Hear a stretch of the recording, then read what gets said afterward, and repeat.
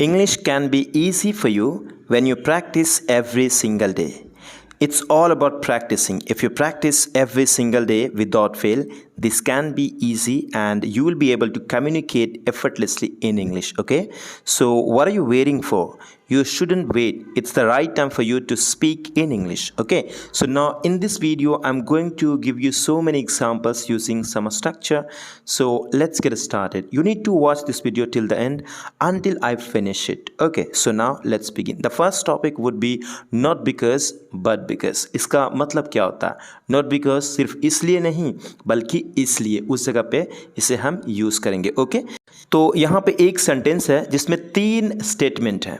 पहला है मैं तुम्हें पसंद करता हूँ, आप खूबसूरत हो, और तीसरा है आपका कैरेक्टर बहुत अच्छा है. ठीक है, इसे अब हम एम्फेसाइज करेंगे. जैसे मैं तुम्हें पसंद करता हूँ इसलिए नहीं कि आप खूबसूरत हो बल्कि इसलिए कि आपका कैरेक्टर बहुत अच्छा है. मतलब मैं आपको पसंद तो करता हूँ, ये बात तय है, मतलब पक्का है कि मैं आपको पसंद करता हूँ, लेकिन वजह ये नहीं है कि आप खूबसूरत हो बल्कि ये है कि आपका कैरेक्टर बहुत अच्छा है. तो उस जगह पे हम नॉट बिकॉज बट बिकॉज को इस्तेमाल करते हैं. ओके, तो कह सकते हैं आई लाइक यू, मैं आपको पसंद करता हूँ. नॉट बिकॉज इसलिए नहीं कि आप खूबसूरत हो, you are so beautiful, but because बल्कि इसलिए कि आपका character, your character is so good. मैंने उस लड़की से बात की इसलिए नहीं कि मुझे उससे दोस्ती करना था बल्कि इसलिए कि अपना कम्युनिकेशन को इम्प्रूव करना चाहता था. I talked to that girl not because I had to make a friendship with her but because I wanted to improve my communication. वह मुझसे नफ़रत करता है इसलिए नहीं कि मैं उसे इंग्लिश नहीं पढ़ाता हूँ बल्कि इसलिए कि जब वह मेरे पास आता है तो मैं उसे पीट देता हूँ. He hates me not because I don't teach him English but because when he comes to me I beat him. मैं तुम्हें पैसा देता हूँ इसलिए नहीं कि तुम उसे खर्च कर दो बल्कि इसलिए कि तुम इसे बचा सको. यहाँ पे इसे है. Okay, I give you money not because you spend that but because you can save it. So the next topic would be just because. Just because का मतलब होता है सिर्फ इसलिए. ओके, ये भी काफ़ी यूज़ किया जाता है और लोग काफ़ी अच्छे से यूज़ करते हैं, तो इसे भी आपको यूज़ करना है. क्या होता है, कई बार आप थोड़ा एम्फेसाइज करना चाहते हैं. मान लो किसी को आपने थप्पड़ मार दिया तो बंदा थोड़ा नाराज़ है, तो आप कहते हो कि देखो मैं आपको थप्पड़ मार दिया, मारने का वक्त था उस समय, चलो कोई नहीं मैंने मार दिया आपको, लेकिन आपको थप्पड़ मार दिया इसका ये मतलब नहीं कि मैं आपसे प्यार नहीं करता हूँ, मैं आपको अच्छे से नहीं देखभाल करता हूँ. ओके, तो थोड़ा एम्फेसाइज करने के लिए उस जगह पे जस्ट बिकॉज को आप सहारा ले सकते हैं. ओके, सिर्फ इसलिए कि मैंने आपको थप्पड़ मारा था इसका यह मतलब नहीं कि मुझे तुमसे प्यार नहीं है. इसका यह मतलब को आप कह सकते हैं इट डजंट मीन, या फिर इट डजंट मीन दैट, या फिर सिंपली डजंट मीन दैट आप सिंपली कह सकते हैं. ईट चाहे लगाओ या मत लगाओ फर्क नहीं पड़ता. Okay, just because I slapped you, सिर्फ इसलिए कि मैंने आपको थप्पड़ मारा था, डजंट मीन इसका यह मतलब नहीं कि I don't love you, that I don't love you. तो ऐसे आप बना सकते हैं. अगला सेंटेंस है कल मीटिंग था और मैंने मिस कर दिया. तो अब मैं कह रहा हूँ थोड़ा एम्फेसाइज करके कि लोगों को मतलब बैठ गया, ऐसा सोच लिया कि अब मैं मीटिंग ज्वाइन नहीं करूँगा. तो मैं ये कह रहा हूँ सिर्फ इसलिए कि कल की मीटिंग या कल मीटिंग मैंने ज्वाइन नहीं किया इसका यह मतलब नहीं कि आगे से मीटिंग ज्वाइन नहीं करूँगा. Just because I didn't join the meeting yesterday doesn't mean that I won't join the upcoming meeting from now onwards. सिर्फ इसलिए कि मैं आपका भाई नहीं हूँ इसका यह मतलब नहीं कि आप मेरा काम नहीं करवाओगे. Just because I am not your brother it doesn't mean that you won't get my work done. ये आपका एज ए पॉजिटिव लास्ट में सेंटेंस को यूज़ किया गया है. सिर्फ इसलिए कि मैं रील देखता रहता हूँ इसका यह मतलब नहीं कि मैं इंग्लिश पर ध्यान नहीं देता. Just because I keep watching reel it doesn't mean that I don't pay attention to English. The next topic would be make do with. Make do with का मतलब होता है से काम चलाना. मतलब किसी चीज़ से काम अगर आप चला लेते हैं तो उस जगह पे मेक डू विथ को यूज़ करेंगे. मेक के साथ डू हमेशा आएगा ही आएगा. ओके, इसको आप अलग नहीं कर सकते. और हाँ, मेक को आप चेंज कर सकते हैं, टेंस और सब्जेक्ट के हिसाब से ये चेंज होता रहेगा, उसके अकॉर्डिंग आपको चेंज करना है. जैसे होटल में गर्म पानी नहीं था, हमें ठंडे पानी से ही काम चलाना पड़ा. The hotel had no hot water we had to make do with cold showers. Car खराब हो गई, हमें पब्लिक ट्रांसपोर्ट से काम चलाना पड़ा. The car broke down we had to make do with public transport. वे अपना सामान खो बैठे थे, वे लोग जो कपड़े पहने थे उन्हीं से काम चलाना पड़ा. They lost their luggage. They had to make do with the clothes they were wearing. Fridge खाली है, हमें रात के खाने में रोटी और मक्खन से काम चलाना होगा. The fridge is empty. We will have to make do with bread and butter for dinner. So the next topic would be to make do without. To make do without का मतलब होता है से बिना काम चलाना. किसी चीज़ के बिना काम चलाना. अभी देख रहे थे किसी चीज़ के साथ काम चलाना. अभी क्या हो रहा है, किसी चीज़ के बिना काम चलाना. Okay, to make do without के बिना.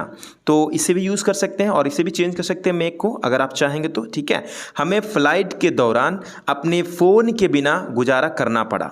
We had to make do without our phones during the flight. उसने पूरा एक हफ्ता बिना फ़ोन के गुजारा की. She made do without her phone for a whole week. उन्हें सर्दी में गर्म पानी के बिना काम चलाना पड़ा. They had to make do without hot water in winter. हम टेलीविज़न के बिना काम चला सकते हैं लेकिन किताबों के बिना नहीं. We can make do without television but not without books. The next topic would be to some extent. To some extent which means कुछ हद तक. अगर आप कहते हैं कुछ हद तक, उसके बाद जो भी आप कहना चाहते हैं कह सकते हैं. सेंटेंस के आप अंत में भी यूज़ कर सकते हैं. तुम कुछ हद तक ठीक हो, you are okay to some extent, या फिर कह सकते हैं to some extent you are okay. आप ऐसे भी कह सकते हैं. तो ये कुछ अलग एग्जांपल्स देखते हैं. कुछ हद तक टेक्नोलॉजी ने हमारे जीवन को आसान बना दिया है. हालांकि मतलब चाहे फिर भी कह सकते हैं, फिर भी इसने नई समस्या भी पैदा की है. To some extent technology has made our lives easier. However, फिर भी या फिर हालांकि, it has also created new problems. कुछ हद तक एक नई भाषा सीखना मुश्किल होता है लेकिन लगातार अभ्यास के साथ यह आसान हो जाता है. To some extent learning a new language is difficult. However, with consistent practice it becomes easier. कुछ हद तक अच्छा स्वास्थ्य के लिए व्यायाम जरूरी है. To some extent exercise is important for good health. Guys, यदि आप 600 से प्लस एडवांस इंग्लिश स्ट्रक्चर्स का ई बुक चाहते हैं तो लिंक डिस्क्रिप्शन में है, जिसके थ्रू से आप डाउनलोड कर सकते हैं केवल 119 रुपीज़ में. Okay, if you want you can get it. और अगर आप चाहते हैं रीच आउट करना मेरे पास तो कर सकते हैं. यहाँ पे नंबर दिया हुआ, लेकिन थ्रू व्हाट्सएप, ओनली व्हाट्सएप करिएगा. ठीक है. So the next topic would be mean a lot to. Mean a lot to का मतलब होता है मायने रखना. ओके, कई बार हम सिंपल यूज़ करते रहते हैं, जैसे it means a lot to me, मतलब यह मेरे लिए बहुत मायने रखती है. It means a lot to you, यह आपके लिए बहुत मायने रखती है. उस जगह पे मीन को आप यूज़ करते हैं. राइट, बड़ा ही ईजी है लेकिन यूज़ करिए. जब तक आप यूज़ नहीं करेंगे तो कैसे बोलेंगे. ठीक है. मेरी नौकरी मुझे संतुष्टि देती है, यह मेरे लिए बहुत मायने रखती है. मुझे लोगों की मदद करना पसंद है. My job gives me satisfaction. It means a lot to me. I like to help people. मेरा परिवार मेरे लिए बहुत मायने रखता है, वे हमेशा मेरे साथ रहते हैं. My family means a lot to me. They are always there for me. मेरा सबसे अच्छा दोस्त मेरे लिए बहुत मायने रखता है, हम सब कुछ शेयर करते हैं. My best friend means a lot to me. We share everything. मेरी शिक्षा मेरे लिए बहुत मायने रखती है, यह मुझे भविष्य में मदद करेगी. My education means a lot to me. It will help me in the future. For the last few days, इसका मतलब होता है चंद दिनों से. कई बार हम हिंदी में ऐसा कहते हैं, चंद दिनों से तुम बीमार हो, चंद दिनों से वह नहीं आई है. उस जगह पे for the last few days को यूज़ कर सकते हैं, या फिर पिछले चंद दिनों से, पिछले कुछ दिनों से कहने का मतलब ये होता है. लेकिन कई बार आप हिंदी में ऐसे कहते होंगे, चंद दिनों से मैं ठीक नहीं हूँ, तो उस जगह पे आप प्रेजेंट परफेक्ट टेंस को यूज़ कर सकते हैं या फिर प्रेजेंट परफेक्ट कंटिन्यूअस टेंस को यूज़ करेंगे और इसे लगाएंगे. तो देखिए कुछ एग्जाम्पल्स देखते हैं. पिछले चंद दिनों से मैं अस्वस्थ महसूस कर रहा हूँ, मुझे लगता है कि मुझे सर्दी हो गई है. For the last few days, I have been feeling unwell. I think I have a cold. पिछले चंद दिनों से वह अपनी परीक्षाओं की तैयारी बहुत मेहनत से कर रही है, वह बहुत तनाव में है. For the last few days, she has been studying hard for her exams. She is very stressed. पिछले कुछ दिनों से, चंद दिनों से वे एक नई प्रोजेक्ट पर काम कर रहे हैं, वे बहुत उत्साहित हैं. For the last few days, they have been working on a new project. They are very excited. So the next topic would be mean nothing to. Mean nothing to का मतलब कोई मायने नहीं रखता. ये भी ज़्यादातर यूज़ करते हैं लोग। मीन नथिंग, नथिंग को यूज़ करिए, या फिर does not mean anything to, ऐसे भी कर सकते हैं, लेकिन नथिंग बड़ा स्पेशल लगता है। जैसे उसकी राय मेरे लिए कोई मायने नहीं रखता, मैं हमेशा वही करता हूँ जो मैं चाहता हूँ। Her opinions mean nothing to me, I always do what I want. आपकी धमकी मेरे लिए कोई मायने नहीं रखती है, मैं नहीं डरता, जो करना है करो। Your threats mean nothing to me, I am not afraid, do what you want. Fashion के बारे में उसकी राय मेरे लिए कोई मायने नहीं रखती, मैं वैसे ही कपड़ा पहनता हूँ जैसे मुझे पसंद है। Her opinions about fashion mean nothing to me, I dress as I like. दूसरों की पिछली गलतियां मेरे लिए कोई मायने नहीं रखती, मैं वर्तमान पर ध्यान देता हूँ। The past mistakes of others mean nothing to me, I focus on the present. So the next topic would be to act over smart. To act over smart का मतलब होता है होशियार बनना।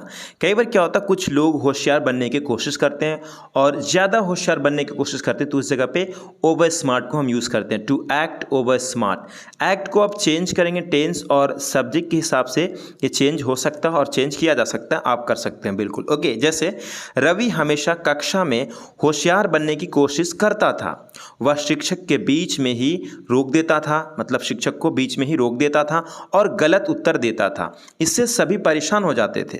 Ravi always tried to act over smart in class, he would interrupt the teacher and give wrong answers, this annoyed everyone. यहाँ पे जो would use हुआ, क्यों यूज किया गया, क्योंकि यहाँ पे पास्ट हैबिट को बता रहे हैं, तो यूज टू को भी यूज कर सकते हैं, लेकिन वुड को भी यूज किया जाता है, नो वरीज। ओके, अपने बॉस के साथ होशियार बनने की कोशिश मत करो, इससे आपको परेशानी होगी।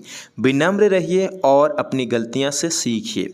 Don't try to act over smart with your boss, it will create problems for you. Be humble and learn from your mistakes. वह हमेशा अपने दोस्तों के सामने होशियार बनने की कोशिश करती थी, लेकिन उसका रवैया किसी को पसंद नहीं आया। उन्हें ऐसे लोग पसंद थे जो वास्तविक हो, जो जेन्युइन हो। She always tried to act over smart in front of her friends, but nobody liked her attitude, they preferred people who were genuine. So the next topic would be to butter someone up. To butter someone up का मतलब किसी की चापलूसी करना, मस्का लगाना, उस जगह पे बटर समवन अप को यूज़ करते हैं। समवन की जगह पे आप एज ए ऑब्जेक्टिव प्रोनाउन जो आप रखना चाहेंगे रख सकते हैं। जैसे वह प्रमोशन पाने के लिए अपने बॉस की चापलूसी करी थी, she buttered up her boss to get a promotion. वह अच्छे अंक पाने के लिए अपने टीचर की चापलूसी कर रही थी, she was buttering her teacher up to get good marks. मेरी चापलूसी मत करो, मुझे पता है तुम क्या चाहते हो। Don't butter me up, I know what you want. I hope you got it guys. Thank you so much for watching this video. मिलते हैं अगले वीडियो में, तब तक के लिए अपना ख्याल रखिए। Have a good day, bye bye, see या।